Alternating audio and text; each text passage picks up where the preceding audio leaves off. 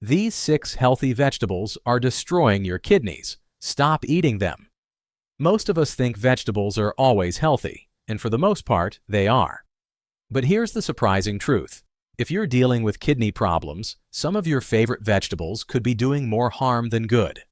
That's right, certain vegetables, even those praised for their nutrition, can quietly overload your kidneys with potassium, putting your health at serious risk. Today, we're uncovering the top 6 vegetables that could be destroying your kidney health without you even realizing it. By the end of this video, you'll know exactly what to avoid, what to limit, and how to make informed food choices for kidney health. Let's take back control of your well-being, starting now.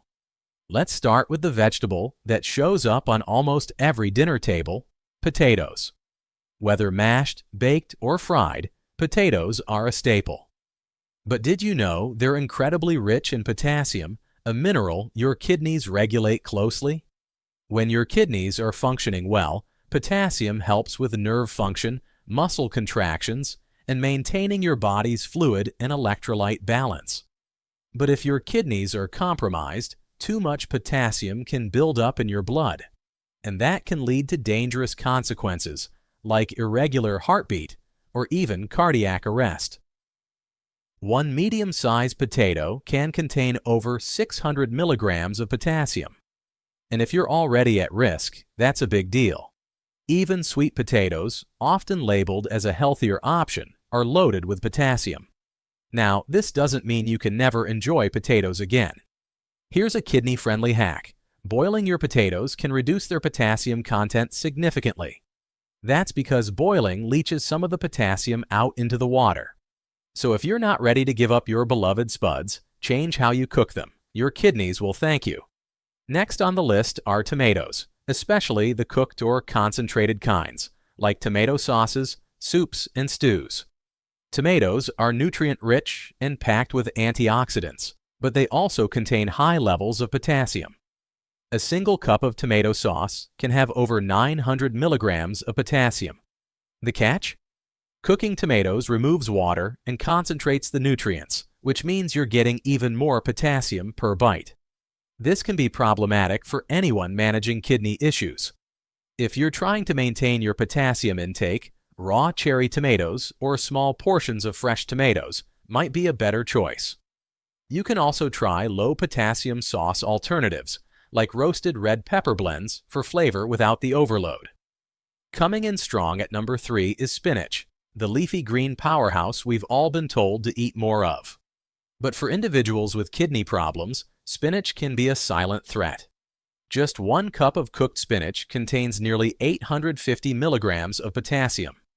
That's nearly a third of the daily recommended maximum for those with kidney concerns.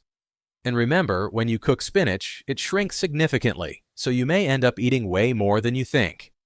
Since the kidneys play a vital role in potassium regulation, compromised function can mean this otherwise healthy vegetable becomes harmful. You don't need to abandon greens altogether, though.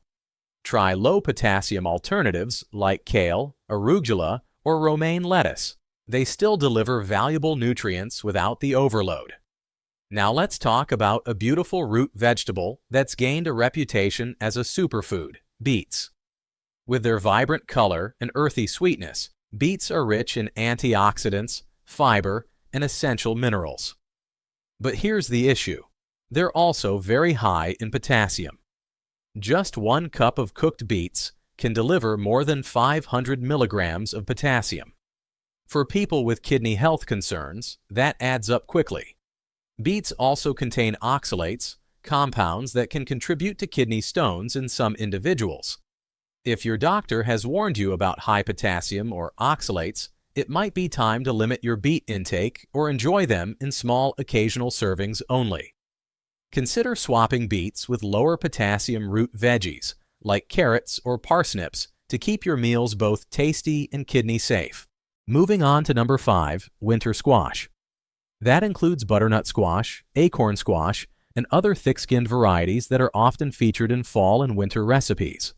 These types of squash are rich in fiber, vitamins A and C, and yes, potassium. 1 cup of cooked acorn squash can contain over 900 milligrams of potassium. And again, if your kidneys aren't functioning properly, this potassium doesn't get filtered out like it should, leading to dangerous levels building up in your body. If you're working with a kidney diet, moderation is the key. You don't have to banish squash forever, but managing portion sizes and rotating with low potassium alternatives like spaghetti squash or cabbage can help keep your potassium levels in check.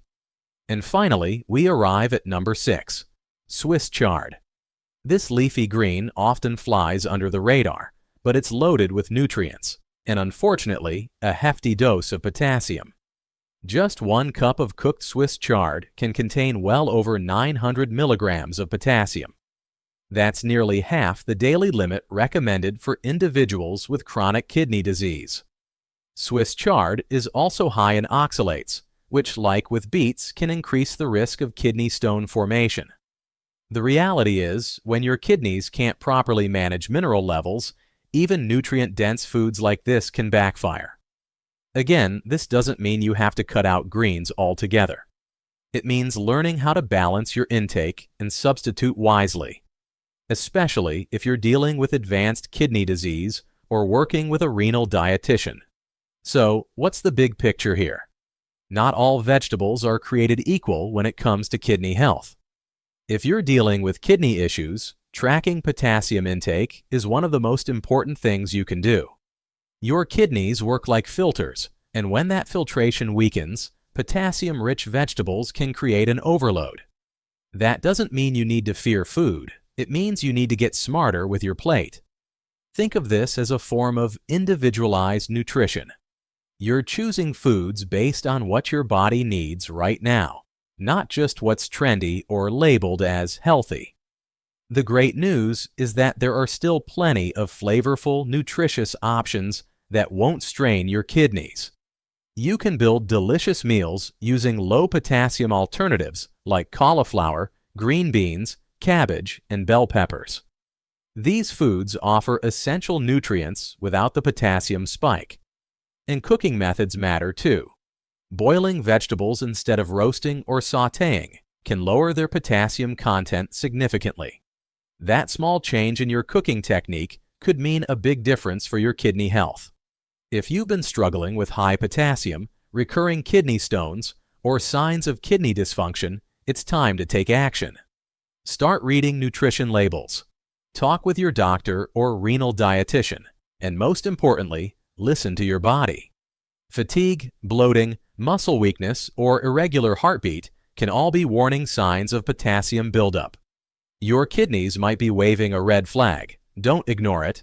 And one final note, just because something is labeled natural or organic doesn't mean it's safe for your kidneys. Even healthy foods require context. The goal isn't to avoid all vegetables. It's to eat smart, learn about your personal thresholds, and focus on variety and balance. Dietary planning for kidney health isn't about deprivation. It's about education and empowerment.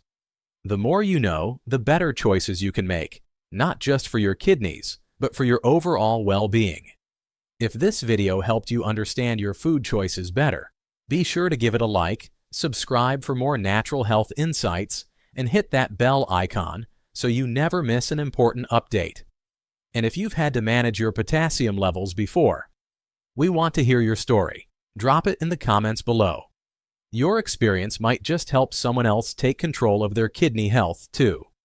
Until next time, stay informed, stay empowered, and remember, your health starts on your plate.